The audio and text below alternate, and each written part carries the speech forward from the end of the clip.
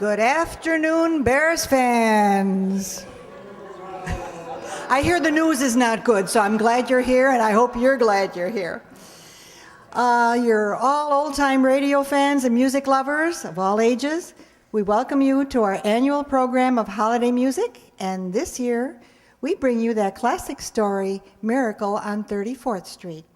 You know, of course, this was written about that New York department store, Macy's, when there was only one Macy's, way before our beloved Marshall Fields on State Street became Macy's. Now. 'Tis the season of faith, love, and forgiveness, so let's be kind and instead remember that the story was and still is a charming reminder of belief that good things sometimes happen magically. While LUX Radio Theater, whose version you'll hear this afternoon, took no time in turning the movie Miracle on 34th Street into one of their one-hour radio shows, the original movie was released in May of 1947. And why was that? That certainly wasn't the Christmas season. That was because Darrell F. Zanuck, the studio head, insisted that more people went to the movies during the summer months, so who was to argue with Darrell F. Zanuck? The movie, which was written by a woman, by the way, Valentine Davies, went on to win 3 Academy Awards, and the story is, of course, only 60 years later, still a favorite the world over. We bring you now the LUX Radio Theater's presentation of Miracle on 34th Street.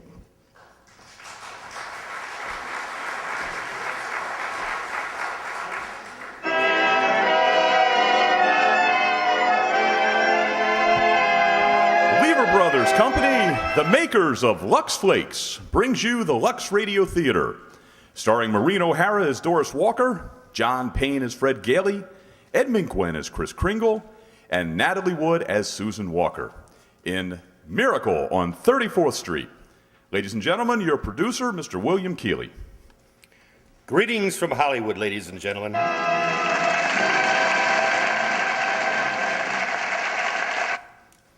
Our Christmas present to you is the new Christmas classic of our time, Miracle on 34th Street.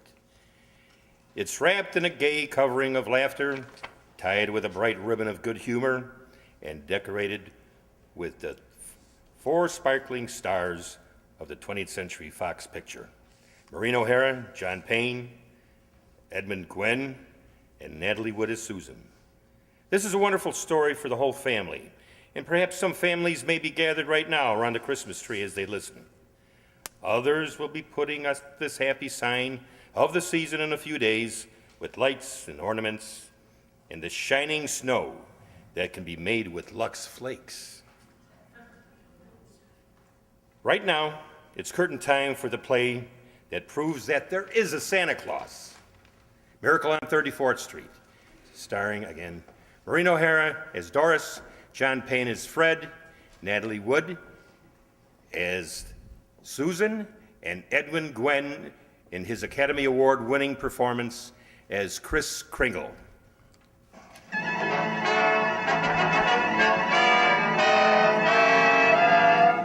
It's Thanksgiving Day in New York City, and on Fifth Avenue adjoining Central Park, an annual event is being joyfully awaited.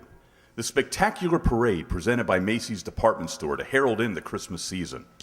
A little away from the crowd are 2 of Macy's public relations experts. He's simply wonderful, Mrs. Walker. Just look at him on that float. The most realistic Santa we've ever had. Why, he didn't even need any padding, did he? Padding? Well, didn't you notice his tummy? So round, so firm, so wonderfully packed.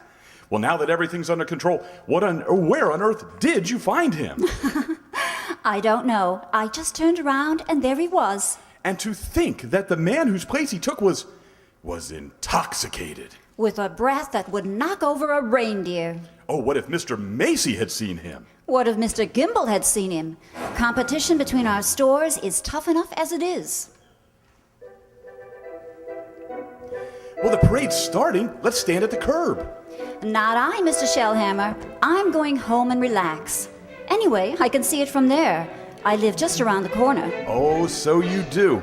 Well, see you tomorrow, Mrs. Walker, and congratulations on finding the best Santa Claus in Macy's history.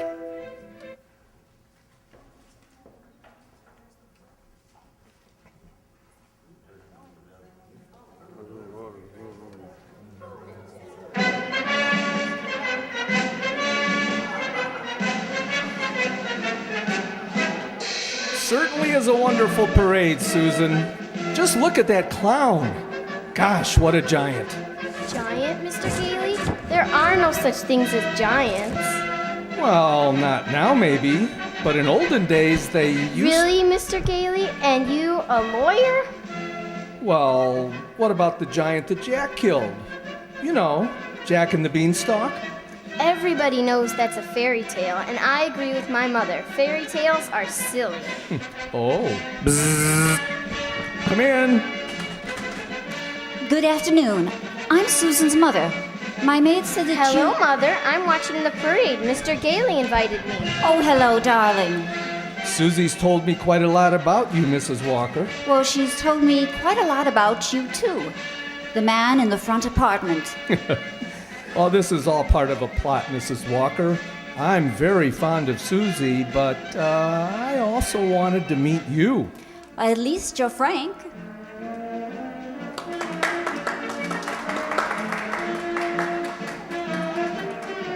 There's old Santa Claus. Oh, don't even mention the name. Why not, Mother? That Santa Claus, you see, is a last-minute substitute. But why? Well, remember the way the janitor was last New Year's? Oh my, tight as an owl. I see Susan doesn't believe in Santa Claus either. That's right. She never has. Well, that's the end of the parade. Mother, I've been thinking. It's Thanksgiving and there are only two of us. Couldn't we invite Mr. Gailey? Well, I don't know. Oh, please don't bother. I'll just have a sandwich or something. But we have such a big turkey. Please, Mother, please. Well, I don't know, dear. Did I ask her all right, Mr. Gailey? Susie, shh. Oh, you ask fine, Susan. Dinner's at 3, Mr. Gailey. Hello? Mrs. Walker? Yes, Mr. Shellhammer? Well, your maid said you were at Thanksgiving dinner, but I just had to tell you. Your Santa Claus was stupendous. Well, thank you. Mr. Macy himself wants to be our toy department Santa Claus. Oh, well, fine. Can you hire him? Well, I already have. Oh, he's a born salesman, that Kris Kringle. I just feel it. Well, good. We'll talk about it in the morning. Well, thanks for calling, Mr. Shellhammer.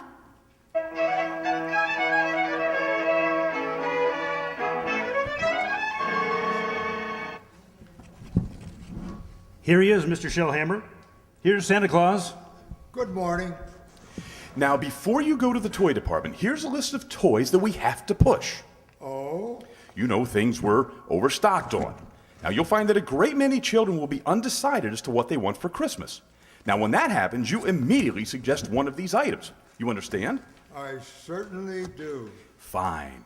Now, take the list, and Alfred here will show you to your throne in the toy department. And don't you forget, you're working for Macy's.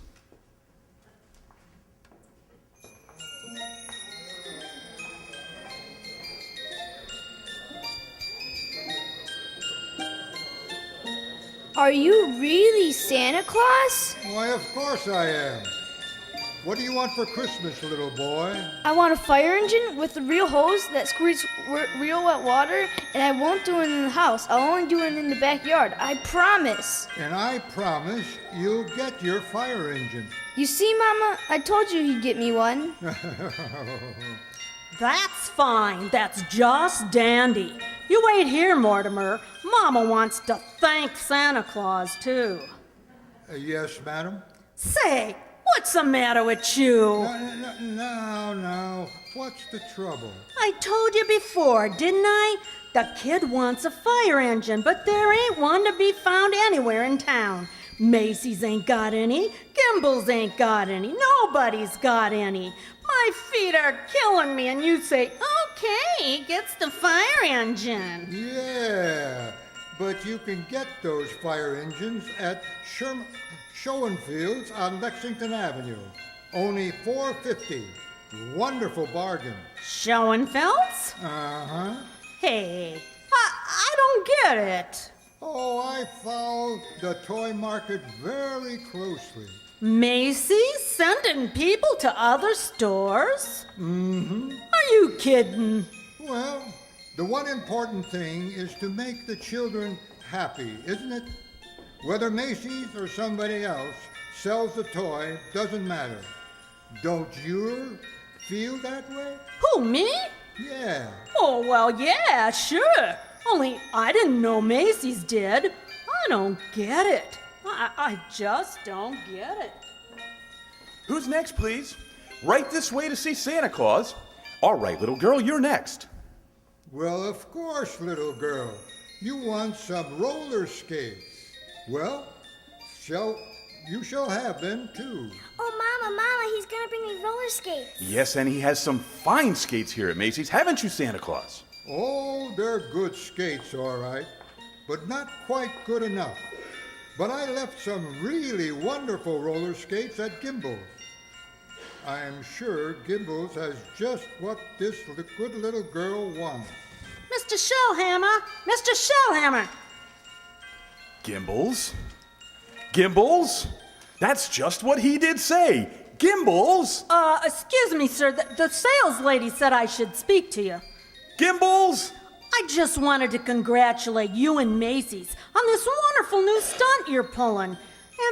Imagine a big outfit like Macy's putting the spirit of Christmas ahead of the commercial. Well, from now on, I'm gonna be a regular Macy's customer. Hey, all right, Mortimer, we're going. Gimbals!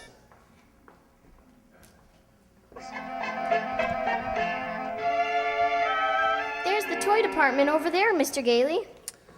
You certainly know all about Macy's store, don't you, Susie? Well, that's because my mother works here, but I still think it's silly bringing me here to see Santa Claus. Well, I just felt that if you talked to him, maybe you would Okay, Mr. Gailey, I'm certainly willing to try. Well, what a fine young lady. And what's your name, little girl? Susan Walker, what's yours? Mine? Chris Kringle. I am Santa Claus. Oh, you don't believe that, huh? You see, my mother's Mrs. Walker. But I must... But I must say, you're the best looking Santa Claus I've ever seen. Really? Your beard, for instance, it doesn't have one of those things that goes over your ears. Well, that's because it's real. Just like I'm really Santa Claus. Go ahead, pull it. Well, my goodness, it really is real. Now, what would you want me to bring you for Christmas? Nothing, thank you. Whatever I want, my mother will get for me. If it's sensible and doesn't cost too much, of course. That's quite right, Susan. Oh, hello, Mother. Hello. Hello, Mr. Gailey. The explanation for this is very simple. Your maid's mother sprained her ankle. She had to go home, and she asked me to bring Susie down to you. And as long as we were here, I figured we might as well say hello to Santa Claus. He has real whiskers, Mother. Susan, would you mind standing over there a moment? If you want me to. I shouldn't have brought Susan to see Santa, is that it? Now you're making me feel completely heartless. I'm sorry. Well, don't you see? I tell Susan that Santa Claus is a myth, and you show her a very convincing old man with real whiskers. Whom is she to believe? Yeah. Well, that's right, isn't it? When Susan was a baby, her father and I were divorced. And ever since then, I protected my child by teaching her realities. If you don't believe in fairy tales and fantasies, you can never be hurt or disillusioned. We were talking about Susie, Mrs. Walker. And I must ask you to let me raise her as I see fit. All right, dear. Store's going to close soon. We'll run along to my office now.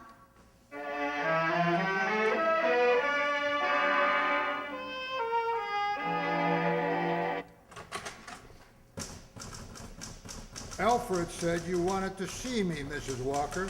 Oh, yes, yes. I would be grateful if you would please tell Susan that you're not really Santa Claus, that there actually is no such person. But, Mrs. Walker, not only is there such a person, but here I am to prove it. No. You must understand. I want you to tell her the truth. Now, what is your real name? Kris Kringle. And I always tell the truth. Susan, I'll bet you're in the first grade. Second grade. I mean your real name. That is my real name. My goodness, the second grade. Very well. I have your employment card right here, and I'll look it up on that. That's a very cute dress you have on, Susan. It's from Macy's. We get 10% off. Oh. So you always tell the truth, do you? Well, look at your employment card. Name, Kris Kringle. Address, Brooks Memorial Home, Great Neck, Long Island. You may call the home if you care to confirm that, Mrs. Walker. It's a home for elderly gentlemen. Would you also like me to confirm this? What's that? Date of birth, as old as my tongue and a little bit older than my teeth. Place of birth, North Pole. Now, really? Why, I believe you doubt me, Mrs. Walker. And this tops everything. Oh, Next that? of kin. Oh, that? Dasher, Dancer, Prancer, and Vixen. I'm sorry to have to do this, Mr. Kringle.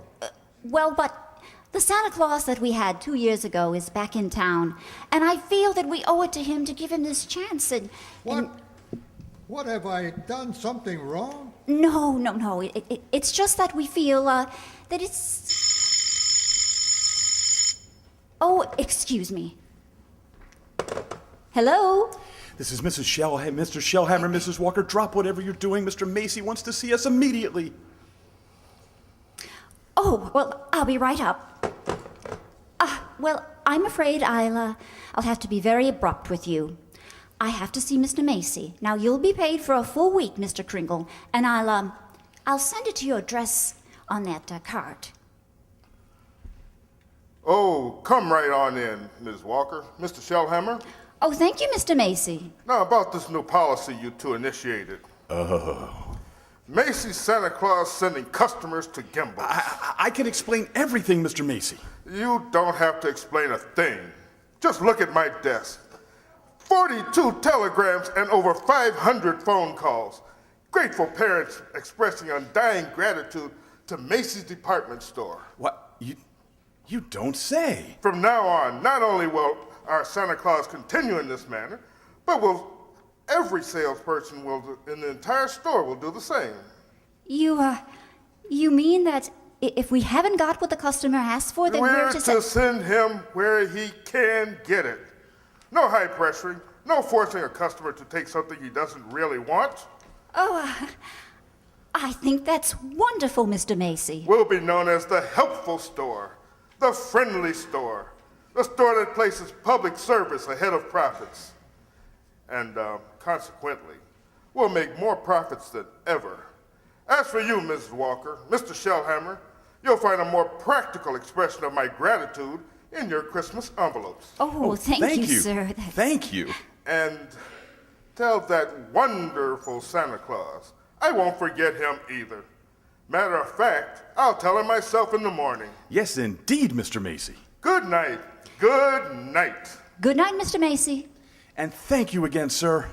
Imagine a bonus. Yes. What's the matter with you? Mr. Shellhammer, I just fired him. Who? Santa Claus. Oh, no. No, you couldn't have. But I just did. He's crazy, Mr. Shellhammer. He really thinks he is Santa Claus. I don't care if he thinks he's the Easter Bunny. Find him. Oh, no.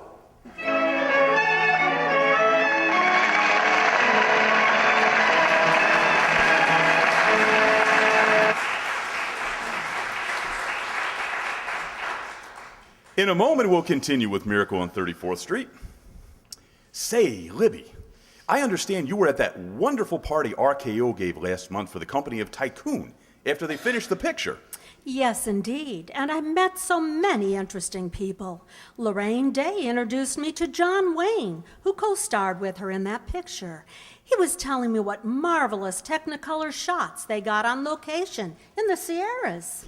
Anybody else I know there? Well, Rosalind Russell made quite a stir when she dropped in with RKO's two British stars, Michael Redgrave and Leo Genn.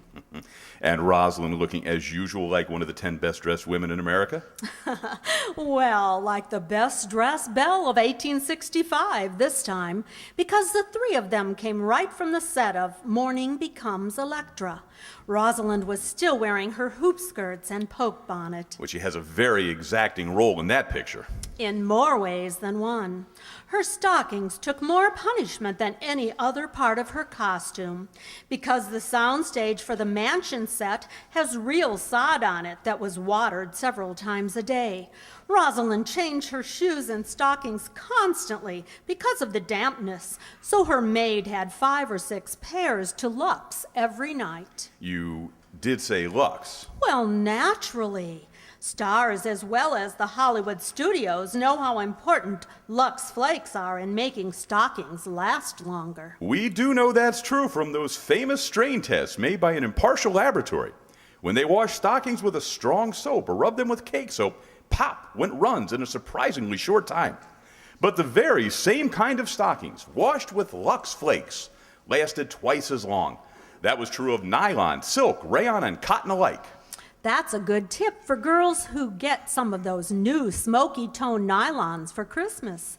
They can make them last so much longer, keep the colors lovely longer if they Lux them regularly. Lux helps stockings last twice as long. So with Genelux Care, you can get the wear of an extra pair from every pair of stockings. Now we continue with Act 2 of Miracle on 34th Street, starring Maureen O'Hara as Doris Walker, John Payne as Fred Gailey, Edmund Gwen as Chris Kringle, and Natalie Wood as Susan Walker.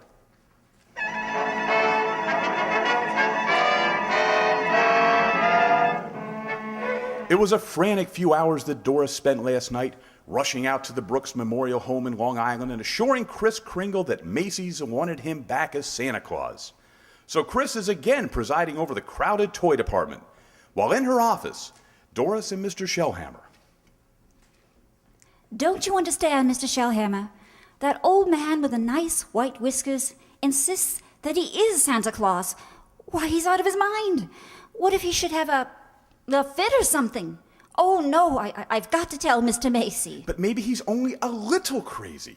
Anyway, you can't be sure until he's examined. We'll send him to Mr. Sawyer. Sawyer? In personnel. He's paid to examine employees, isn't he? Now, by the way, what do you think of this? What is it? A full-page ad Macy's is running in tomorrow's newspapers. Macy's is running it? But it's all about other stores. Gimbals and Saks and... I know. Mr. Macy's idea to help our customers find what they want. Revolting, isn't it? Oh, that Santa Claus certainly has started something. Oh, well, I'll get a hold of him on his lunch hour and I'll send him up to Mr. Sawyer.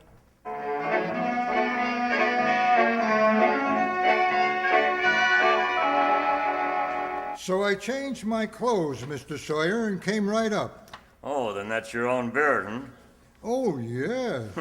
Interesting complex in back of that. Why do you carry a cane? I always carry a cane, Mr. Sawyer. That is, when I wear street clothes. I carved this cane out of a runner from one of my old slaves. What's that? What's that? With a fine, solid silver top. Who was the first president of the United States? Oh, give me a difficult one, like, who was vice president under James Monroe? I'm conducting this examination. The answer is Daniel D. Tompkins. Well, You're rather nervous, aren't you? Ah. Do you get enough sleep? My personal habits are no concern of yours. Now, what hand am I holding up? Right hand. How many fingers do you see? 3. Oh, dear, dear, dear. You bite your nails, too. What? Stand up now. Feet together. Arms extended. Muscular coordination test. I've taken dozens of these tests. Mr. Sawyer, are you happy at home? What? That will be all, Mr. Kringle. The examination is over. Thank you. And it may interest you to know that I've been happily married, very happily, for 22 years. Very happily married. Delighted to hear it. Goodbye, Mr. Sawyer. Miss Bourne, Yes, sir. get Mrs. Walker on the phone. Yes, sir. But your wife, Mr. Sawyer, she's called 4 times already. Tell that big fat wife to shut up and mind her own business. Here's Mrs. Walker, sir. Oh, hello? I was just going to call you, Mr. Sawyer. There's a Dr. Pierce stopping by this afternoon at 3. Oh, who's Dr. Pierce? He's the physician at the Brooks home. I thought we might discuss Mr. Kringle's case with him. Well, there's hardly any point in discussing it, Mrs. Walker. Obviously, the old man should be discharged.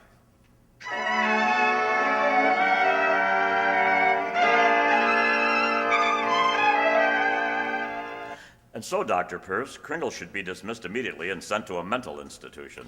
Oh, no, just a moment. But he's deluded. Why, he's saying that he's Santa Claus. Well, it's a delusion for good. I found he only wants to be friendly and helpful. Well, his whole matter suggests aggressiveness. Why, look at the way he carries that cane. Mrs. Walker, naturally I can't discharge that loony, so when he exhibits his maniacal tendencies, please realize this responsibility is completely yours. Well, I'm right back to where I started.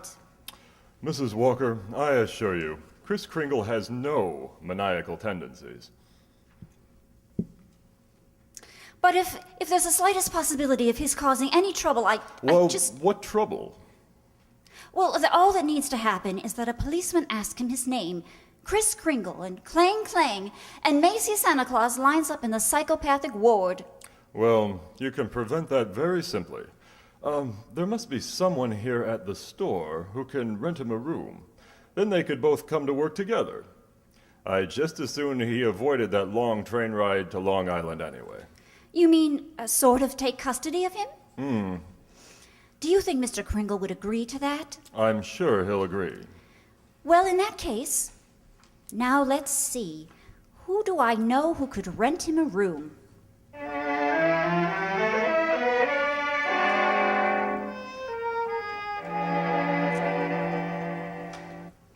I'm glad you're going to have dinner with us, Mr. Kringle. Oh, thank you, Susan. I'm also very glad that you're going to live next door with Mr. Gailey. Oh, why?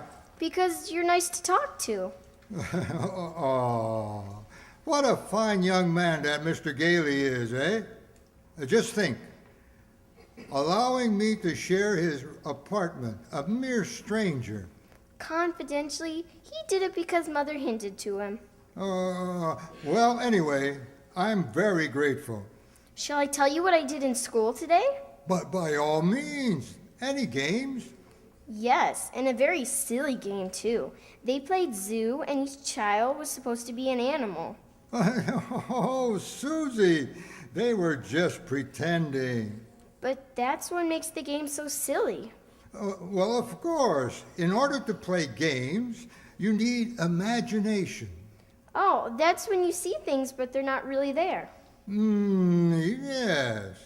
Yeah, but to me, imagination is a place all by itself. Now you've heard of the French nation, the British nation. Well, this is the imagination. A very interesting place, too. Now, how would you like to make snowballs in the summertime, eh? Or to be the Statue of Liberty in the morning and in the afternoon? Fly south with a flock of geese. Oh, I'm quite sure I'd like it, but... Oh, it's very simple. Look here. The next time they play zoo, you can be a monkey. But I don't know how to be a monkey. Don't you? Here, I'll show you. Now, the first, you bond You, a little like this. You bow down a little bit like this, you see, and then you let a loose sound. Like this? Yes, that's fine, fine. Now, put your hand over here and start scratching. See? That's excellent, Susie, excellent. That's as fine a bit of scratching as I've ever seen. Now, start chattering. Chattering? Yes. Now listen. Yeah, see? And keep on scratching, and then we'll do it together. See? Chatter and scratch. And scratch and chatter.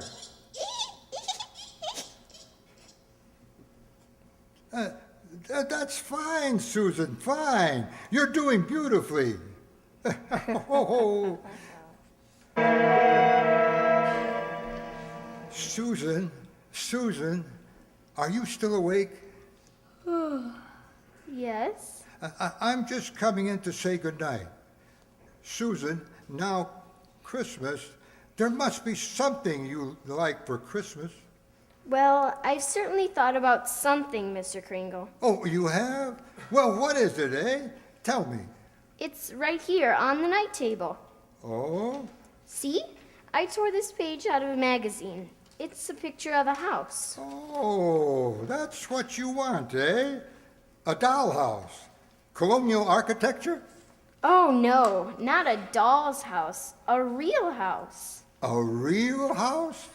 Yes, and if you're really Santa Claus, you can get it for me. Oh, now, wait a minute, Suze. What would you possibly do with a big house? Live in it with my mother, and I want a great big backyard with a great big tree to put a swing on, and a garden and a...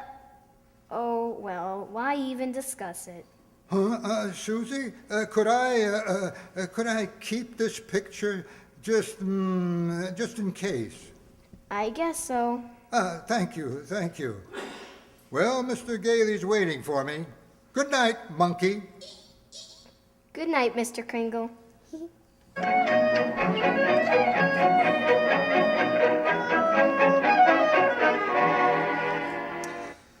I'll take whichever bed you want, Mr. Kringle. Oh, you're really kind, really. Hey, tell me, Mr. Gailey, just what do you do for a living? Oh, I'm a lawyer. Haslip, Sherman, and McKenzie.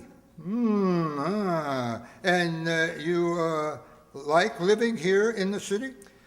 Well, it's convenient. But someday I'd like to get a place on Long Island. Not a big house, just one of those junior partner deals around Manhasset. One of those little colonial houses?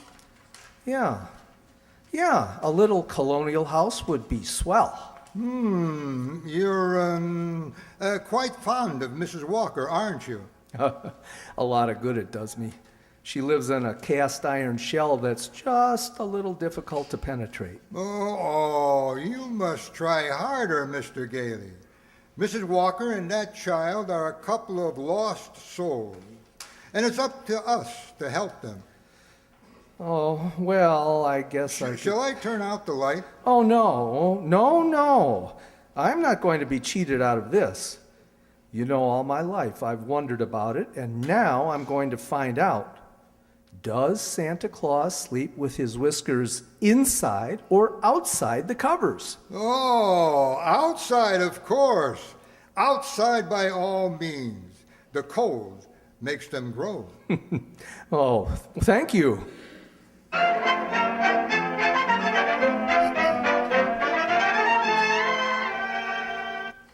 Come in, Miss Walker. Come in. Thank you, Mr. Macy. I just heard something very exciting. You have? Well, let me tell you something very exciting. Our policy of being kind to customers has tripled our sales. Now, what do you think of that? Well, that's wonderful, Mr. Macy. And Gimbals thinks it's wonderful, too. Gimbals? Gimbals are adopting the same policy. Well, is that so? And it gives me an idea. As long as Gimbals are doing the same thing, why not some pictures for the newspaper? Pictures. Yes, you and Mr. Gimble shaking hands. Shaking hands? R.H. Macy and Gimble? Well, yes. Yes. Why not? With Santa Claus. It's a great idea, Ms. Walker. Macy and Gimble. Shaking hands.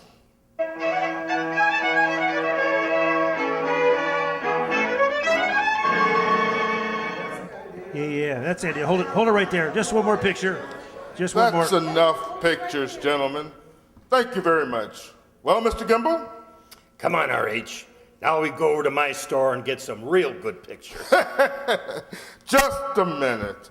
I have something here for Santa Claus. Here you are, Mr. Kringle. A check in appreciation for all you've done. Mr. Macy! Why, that was most kind of you. I didn't think you were that generous, R.H. That's quite a check. What are you going to do with it, Mr. Kringle? Well, I have a friend, a Dr. Pierce. He needs a new x-ray machine. Buy a machine through the store. 10% discount. Nonsense. Come over to Gimble's. We'll furnish it at cost. Keep it up, gentlemen. Keep it up. At this rate, my friend will have a whole new hospital.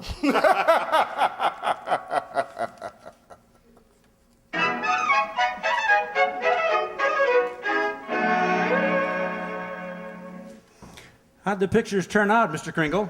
Oh, fine, Alfred, fine. How about a game of checkers? Nah. During lunch? Not today, Chris. I don't feel so good. No? What's the matter, Alfred? Nothing much. You remember when I was telling you how I like to play Santa Claus over at the Y and give out packages to the kids? Yeah? Well, I was telling Mr. Sawyer about it, and he says that's a very bad thing, that psychologically it's all wrong. Wrong? To be nice to children? Well, he says guys who play Santa Claus do it because when they was young, they must have done something bad, and now they do something they think is good to make up for it, see?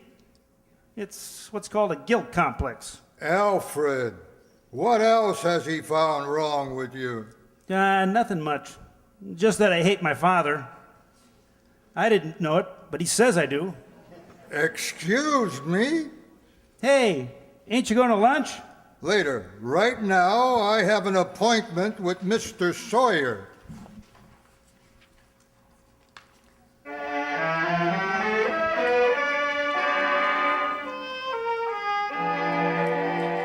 What do you mean breaking into my office like this? Are you a licensed psychiatrist? What business is that of yours? I have great respect for psychiatry and a great contempt for shielding amateurs who go around practicing it. Shut up.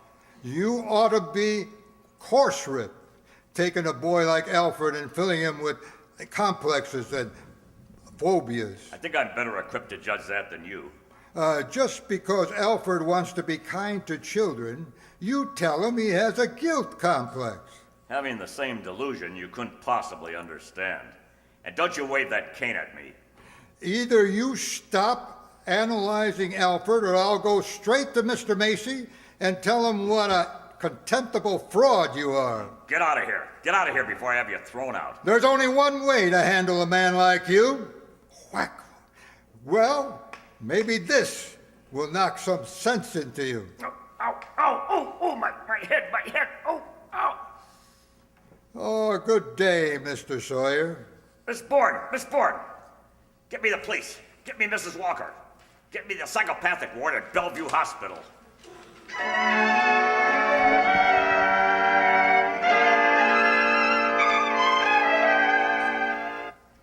You can see Mr. Kimball now, Mr. Daly. Thank you, nurse.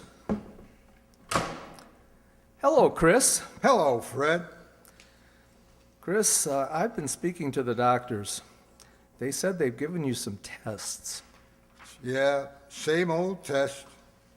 Except this time, you failed to pass them. Chris, you deliberately failed them. Why? Why? Well, because I had great hopes, Fred.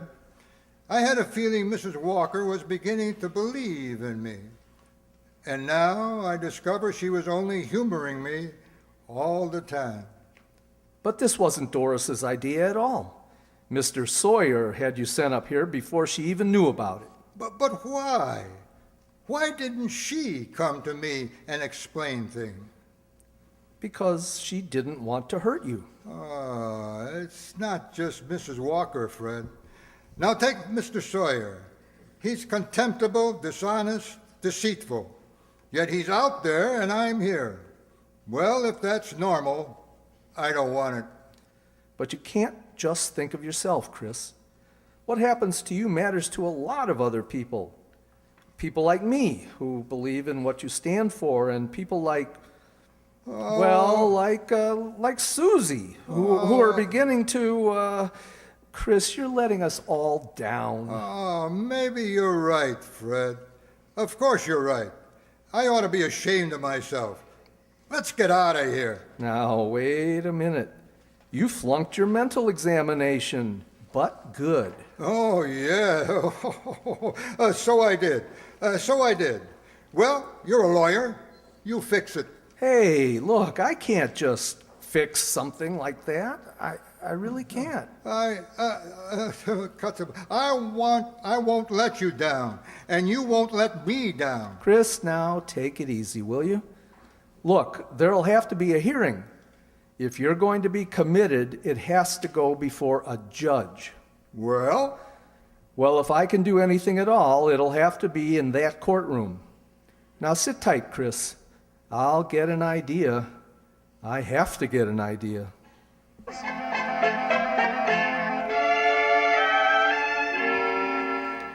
You, sent for me, Mr. Macy? I certainly did, Mr. Sawyer. I brought my family to the toy department to see our Santa Claus. And our Santa Claus isn't there. He's in Bellevue. Yes, Mr. Macy. Because he's a lunatic? Yes, sir, lunatic. Lunatic my foot. You listen to me, Sawyer. You get that case dropped right away, or you'll have another lump to match the one he gave you. But it's out of my hands. Mr. Kringle goes to court in the morning. Well, just see that he's back in the toy department by afternoon. Now get out of here.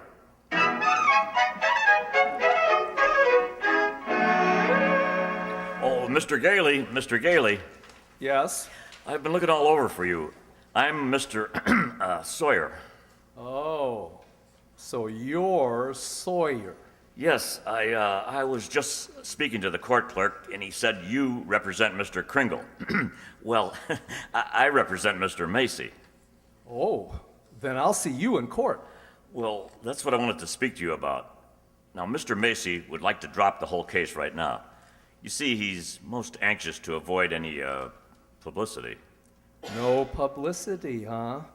That's very interesting. Then you'll cooperate? You know something, Sawyer? You've just given me the idea I've been searching for. Oh, good. If I'm going to win this case, I'm going to have public opinion and plenty of it. And publicity's just the way to do it. Thanks. And so long, Mr. Sawyer. Mr. Gailey, but Mr. Gailey.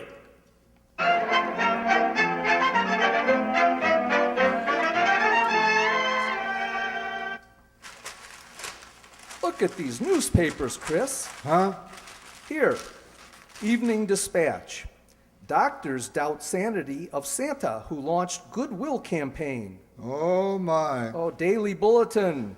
Macy Santa Claus to have lunacy hearing. What's this one? The New York Star.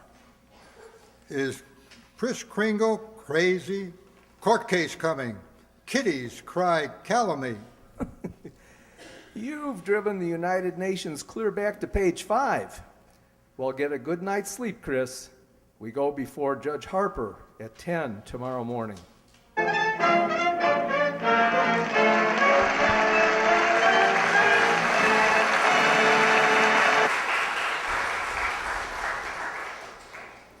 Our stars will return with Act 3 of Miracle on 34th Street in a moment. Now, when a new player signs a contract with 20th Century Fox, she soon gets well acquainted with Miss Helena Sorrell, head dramatic coach.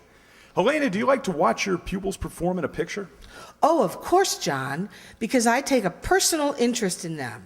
I'm especially proud of Betty Grable in her new picture, When My Baby Smiles at Me. Well, Betty's becoming a really fine dramatic actress. She certainly is. She and Dan Daly are magnificent as a couple of vaudeville hoofers.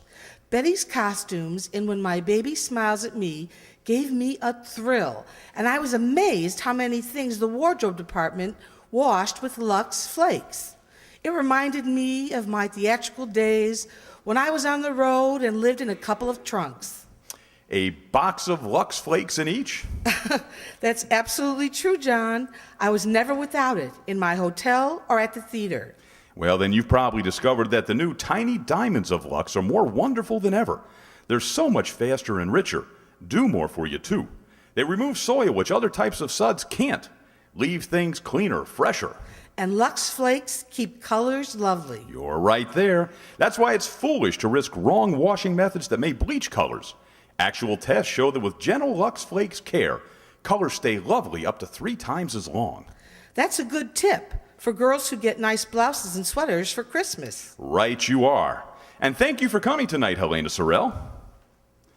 And we return you now to Mr. William Keeley.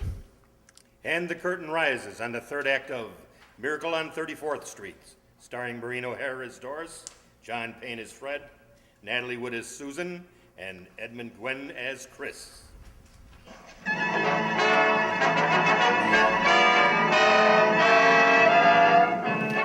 For a few weeks, the jolly elderly gentleman named Kris Kringle has been working minor miracles at the Santa Claus at Macy's department store.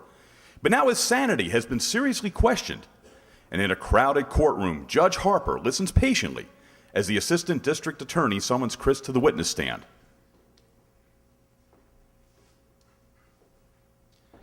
Now, this is not a trial, Mr. Kringle. It's just a hearing, so you don't have to answer any questions. Now then, where do you live, please? Well, it seems to me that's what the hearing and decide, won't it? Mr. Kringle, do you believe that you are Santa Claus? Of course I do. That's all, Your Honor. The state rests its case. Well, Mr. Gailey? Your Honor, Mr. Mara contends that my client is not sane because he believes he is Santa Claus. An entirely logical conclusion. Anyone who thinks he's Santa Claus is crazy. Your Honor, you believe yourself to be Judge Harper, yet no one questions your sanity because you are Judge Harper, do they? Mr. Kringle is the subject of this sanity hearing, not I. Very well, Your Honor. But I intend to prove that Mr. Kringle is Santa Claus. Mr. Mara, I thought you said this was a cut and dry sanity hearing. Well, I thought it was, Your Honor. In view of Mr. Gailey's statement, I'll have to review the entire background of this case. Court's adjourned till tomorrow morning.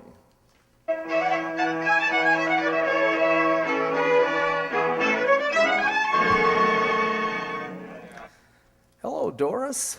I'm sorry I'm late, but get ready. We're really going to celebrate tonight. What are we celebrating? Well, didn't you read the papers? Santa's mouthpiece throws bombshell in New York Supreme Court. Oh, Fred, you're not really serious about this. You can't possibly prove that Chris is Santa Claus. Well, you saw Mr. Macy and Mr. Gimbel shake hands. That wasn't possible either. Well, what does your firm have to say about this? Haslip and McKinsey and the rest of them? That I've jeopardized their prestige. And either I drop this impossible case, or they'll drop me. You see? So I beat them to it. I quit. Fred, you threw away your career because of a sentimental whim. So I'll open my own office. And what kind of clients will you get? Oh, probably a lot of people like Chris who are being pushed around. That's the only fun in law anyway. Doris, look. Don't you have any faith at all in me? Oh, it's not a question of faith. It's just common sense. But faith is believing in things when common sense tells you not to. It's not just Chris that's on trial, it's everything he stands for. Human kindness and love and Fred, dignity. listen. We've seen a lot of each other over the last couple of weeks, and, well, I've become fond of you, and we've talked about some wonderful plans, haven't we? And then you go and do this. Go on an idealistic binge and throw away your security, and you expect me to be happy about it. And I expect too much. Is that it? Well, that's that, I guess. Good night, Doris.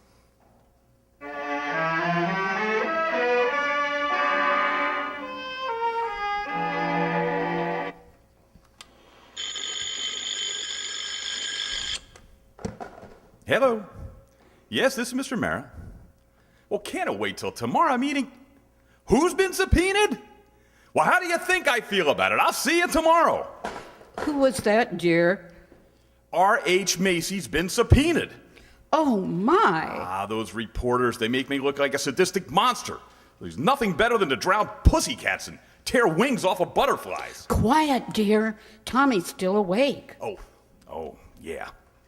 It would just break his heart if he knew what his daddy is doing. I'm doing my job as assistant district attorney. Well, I'm not so sure about that. I agree with them.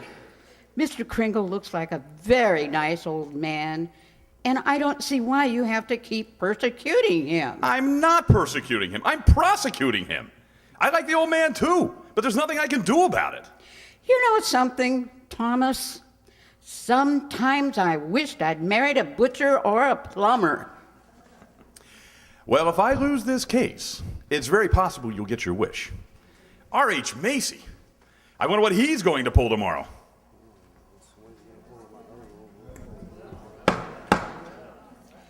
Proceed with the witness, Mr. Gailey.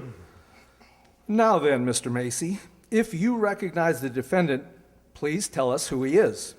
Why, Kris Kringle, of course. Do you believe him to be of sound mind? Sound mind? I wish I had a dozen like him. Mr. Macy, you are under oath. Do you believe that man is Santa Claus? Well, now, that's a rather delicate that's an idea that... Careful, R.H. Just think of those headlines tomorrow. Macy admits his Santa Claus is a fraud. You keep out of this, Kimball. What did you say? Nothing, Mr. Mara. Nothing. Well, I wish you would. Is that man Santa Claus? Yes. In my opinion, he most certainly is. Your Honor, there is no such person as Santa Claus, and everybody knows it. Can you prove there isn't any? I won't even try. I'll not waste the court's time with such childish nonsense. Your Honor, the prosecution requests an immediate ruling from this court. Is there or is there not a Santa Claus? Well, now, the court will take a short recess to consider the question. Hello, Henry. Why, Charlie, what are you doing here? Can an old friend visit you in your chambers? And if you ask me, you never needed a friend like you do now. This Kringle case? Well, I certainly don't see what they're making such a fuss about. Henry, that's Santa Claus you've got out there on trial for lunacy. This case is dynamite, and you're coming up for re-election soon. Charlie, you know what happened last night? Martha brought the grandchildren over. They wouldn't kiss Grandpa. They wouldn't even talk to me. There, you see what I mean? If you rule there's no Santa Claus, you better start looking for that chicken farm right now. I am a responsible judge. How can I seriously rule that there is a Santa Claus? Because of what happens if you don't. The kids read about it and they don't hang up their stockings. Now what happens to all the toys that are supposed to be in them stockings? Nobody buys them. The toy manufacturers have to lay off employees. By now you got the AFL and the CIO against you, and they're gonna say it with votes, see? Oh, and the department stores are gonna love you too.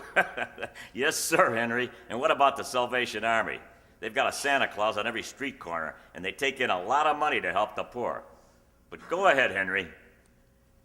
You go in there and rule there isn't any Santa Claus. But if you do, you can count on only getting 2 votes, your own and that district attorney's out there. 1 vote, Charlie. He's a Republican. Oh well, let's get this over with.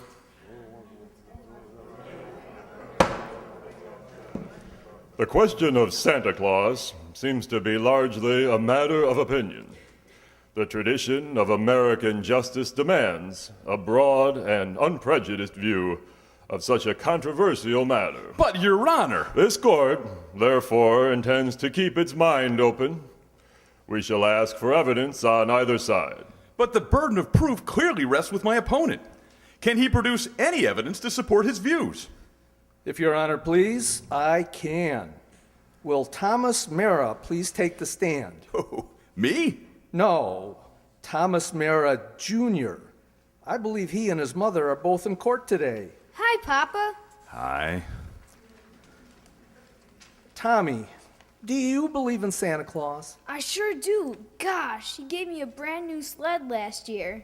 And, what does Santa Claus look like, Tommy? Well, there he is, sitting right over there. Your Honor, I protest! Overruled. Tell me, Tommy, why are you so sure there is a Santa Claus? Because my papa told me so, didn't you, Papa? Thank you, Tommy.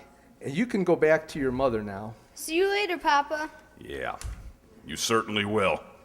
Your Honor. Don't forget, Santa Claus, this year I want a football helmet.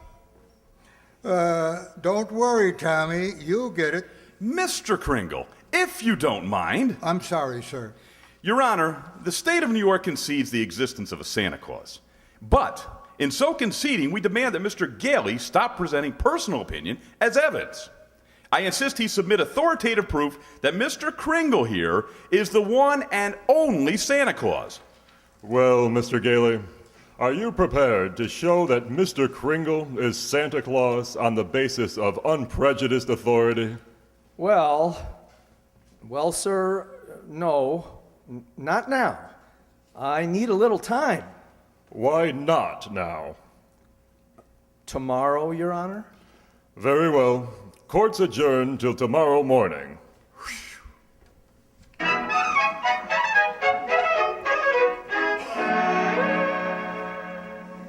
Now come, Susan, dear. Finish your supper. But I can't, Mother. All those things they're saying in the newspapers about Mr. Kringle and Mr. Gailey. Susan, they're having this trial because he says he's Santa Claus. He's so nice and kind and jolly. He's not like anyone else I know. He must be Santa. You know something? I think perhaps you're right. Is Mr. Kringle sad now, Mother? I'm afraid he must be. Then I'll write him a letter. Maybe that'll make him feel better. I'll cheer him up and I'll tell him I believe in him.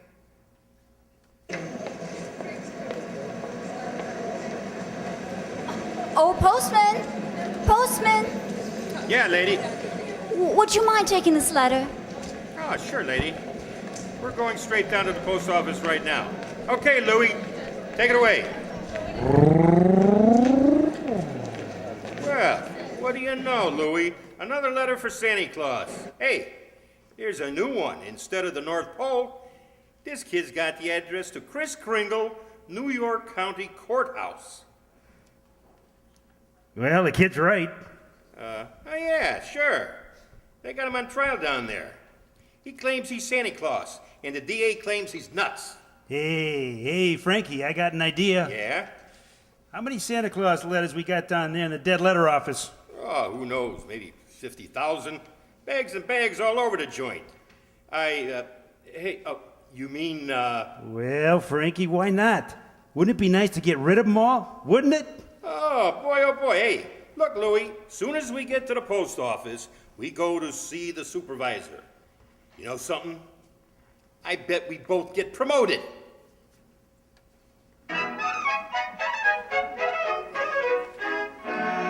And since the defense has been unable to submit one shred of proof that Chris Kringle is the one and only Santa Claus, and since tonight is Christmas Eve, I ask Your Honor that this hearing be terminated without further delay. I protest, Your Honor. I do have evidence. 5 minutes ago, you said you didn't.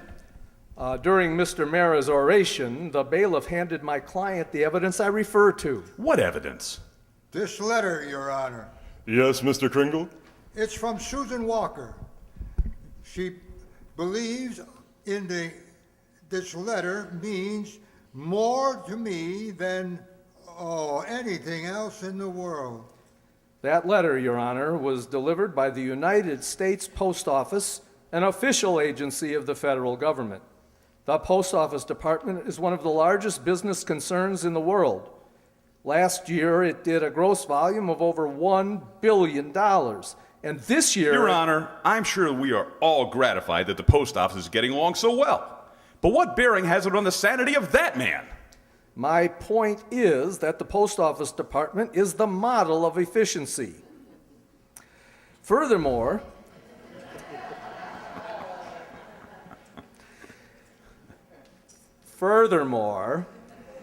the laws of this country make it a criminal offense to willfully misdirect mail or intentionally deliver it to the wrong party.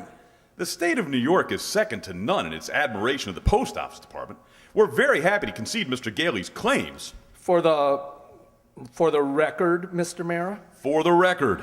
Anything to get on with this case. Thank you. Your Honor, that letter just received by Mr. Kringle is positive. One letter is hardly positive proof. I have further exhibits, Your Honor, but I hesitate to produce them. Come, Mr. Gailey. Put them here on my desk. But Your Honor... I said put them on my desk. All right, boys, bring them in. Put them right here. Your Honor, what is this? Empty those mail sacks on Judge Harper's desk. Well, we got six truckloads of them. Bring them in or be fired for contempt of court. Now, just a second here. We'll do it, Your Honor.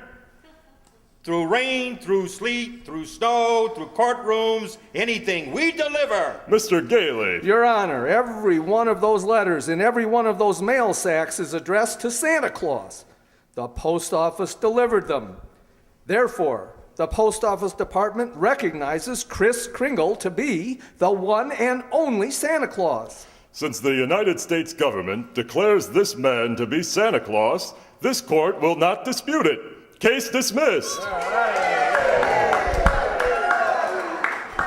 And for heaven's sake, get this mail out of my courtroom.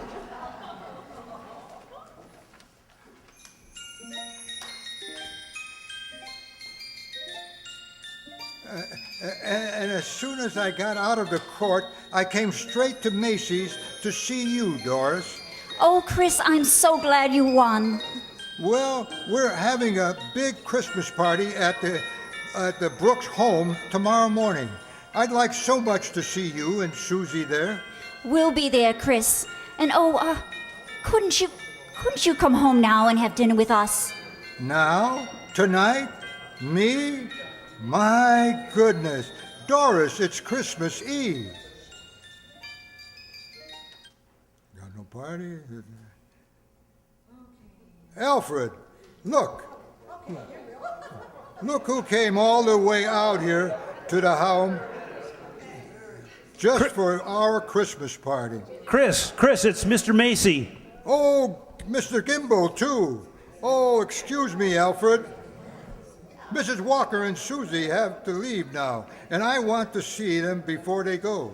But Susan, darling, you got so many presents. Not the one I wanted. Not the one Mr. Kringle was going to get for me. Well, what was it? It doesn't matter. I knew I wouldn't get it, but I thought he'd at least tell me why. Susie, I'm sorry, Susie. I tried my best, though. You couldn't get it because you're not Santa Claus. Susan! Just a nice old man like Mother said. But I was wrong when I told you that. You must believe in Mr. Kringle and keep right on doing it. You must have faith in him. But that doesn't make sense, Mother. Faith is believing in things when common sense tells you not to. Huh? I mean, just because things don't turn out the way you want them the first time, you've still got to believe in people. Well, I found out... Hello, Doris. Oh, Fred. Mr. Gailey. Oh, Mr. Gailey. Merry Christmas, Susie. Gosh, you just got here when we're ready to leave. Oh, I've been here. And if you're ready to leave, I'll drive you home. Well, before you go, here's a map I've made for you. Now you miss a lot of traffic. About 4 miles south, you'll see Ashley Avenue. Now that's the street you want, Ashley Avenue. Thanks, Chris, and a Merry Christmas to you. Merry Christmas to you, Fred, and to you, my dear, and to you, Susie.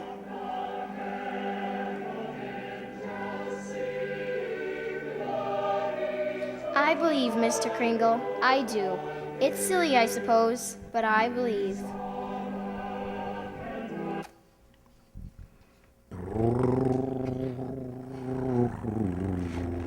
I don't understand it, Fred. The map Chris gave us definitely says Ashley Avenue. Well, we've been on Ashley Avenue now for the longest time. Stop the car! Oh, stop the car, please! Susie, what is it, darling? What's the matter? There it is, the house! Susie? What in the world? She's running into the house. Oh, at least there's no one home. It's brand new. It's just been built. Yeah. For sale, it says. Well, For sale. What on earth is that child up to? Well, Susie. Hey, Susie. Here I am, upstairs. Now, come right down. You know you're not supposed to run around in other people's houses. That's strange. I'll say. No, I mean this house. I've seen this house somewhere. I know I have. Maybe in a magazine or a Mother, book it's our house. It's the one I asked him for. Mr. Kringle. Mr. Kringle? I know it is. Oh, you were right, Mommy. You were right. Susie. Mommy told me that if things don't turn out just the way you want them at first, you still gotta believe. And I kept believing, and you were right, Mommy. Mr. Kringle is Santa Claus. Now where are you going? In back to see if there's a swing. There is one. Oh, there is one. You told her that? About believing? Well, you told me, Fred. Well, the sign outside. For sale, huh? Well, we can't let her down, can we? I never really doubted you. It was just my silly common sense. It even makes sense to believe in me now. I must be a pretty good lawyer. I take a little old man and legally prove to the world that he's Santa Claus.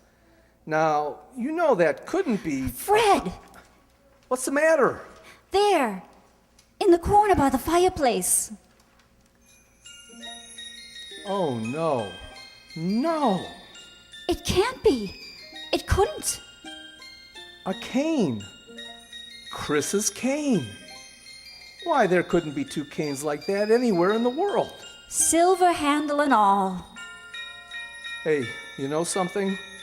Maybe I didn't do such a wonderful thing after all.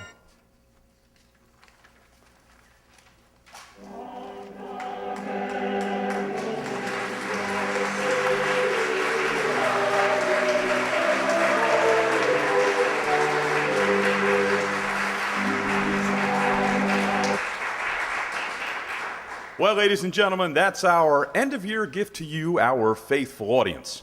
A miracle, indeed.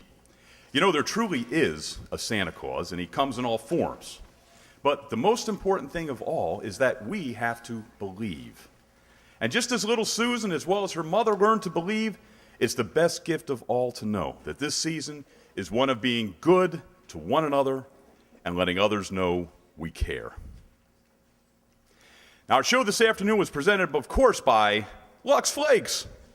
Oops. I mean the Riverside Township Board. Rich Tusher, supervisor. And I definitely want to stress that there is not a flake among the supervisors. Is Mr. Rich Tusher here? If he is, would he please stand up? Mr. Tusher. Okay. Yeah, right. And in fact, I believe that was also Ann and Steve Kabitsky, a couple other supervisors. You want to take another rise? Let everyone see your beautiful visages. Well, I want to thank you for what you do. It really allows us to be here and do this. We're also most happy for the support given us by John V. Gelsomino and his assistant, Joe Macchia.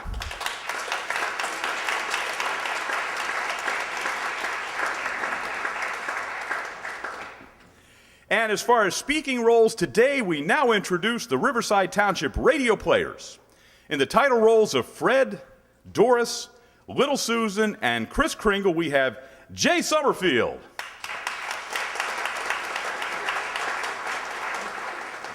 Donna Amesmeyer.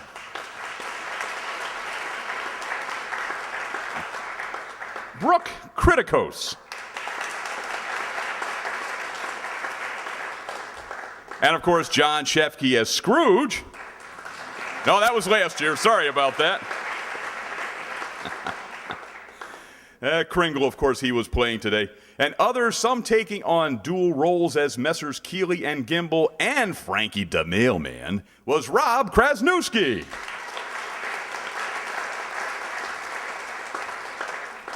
The boys' roles of Mortimer and later Tommy Mara were played by Mercer Allendorfer.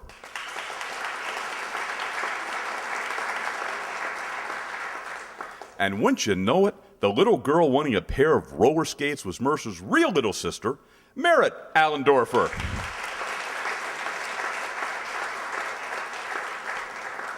And her very harried mom was played by Judy Marsh.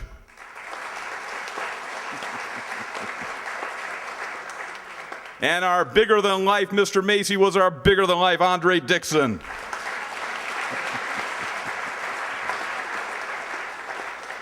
And the head of personnel, a non-believer, if ever there was one, Dave Sanchi. You got a boo, Dave. Who also doubled as the judge's pal, Charlie. And in the Judge Harper role was John Wirtz, who earlier wore the hat of another professional, Dr. Pierce. The wife of the prosecuting attorney, Mr. Mara, was played by Nell Brennan.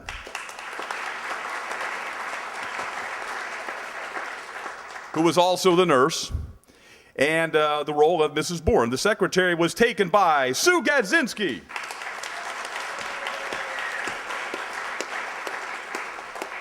And our lovely Lux ladies, who were that famous Libby, Agent Judy, and Sue, playing Helena Sorrell. And how can we, of course, forget our one-armed paper hanger over there? Let's see, Louis the Mailman. Alfred, the store clerk, a photographer, and total music and sound effects department, Tom Lenz. Come on, stand up, Tom. Somebody stand up. Tom refuses to take a bow. He's very shy. And my role as the district attorney who happily lost this case, and Mr. Shellhammer, the floor walker, and also your announcer, I am Rob Humph.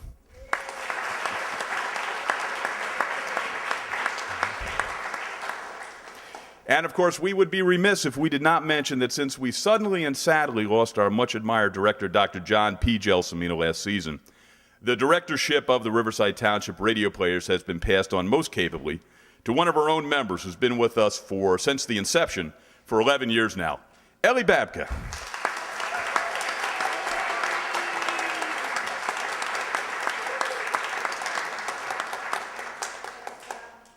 And thanks to you, you wonderful, wonderful audience. We hope you enjoyed this afternoon's old-time radio presentation and wish to invite you every month to these shows that our group prepares. Next month, we'll be resuming on Friday evening, our Friday evening programming at 7:30 p.m. in this very, very beautiful Riverside Township Auditorium.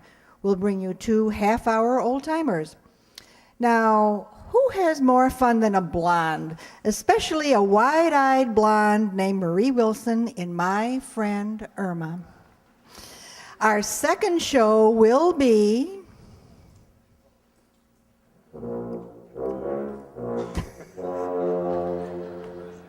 you guessed, you bet, Dragnet. So please come back, tell your friends, bring them too. That's Friday, January the 29th. That'll be the 5th Friday, not the 4th, not the usual 4th, and it'll be 7:30 p.m., same time, same station.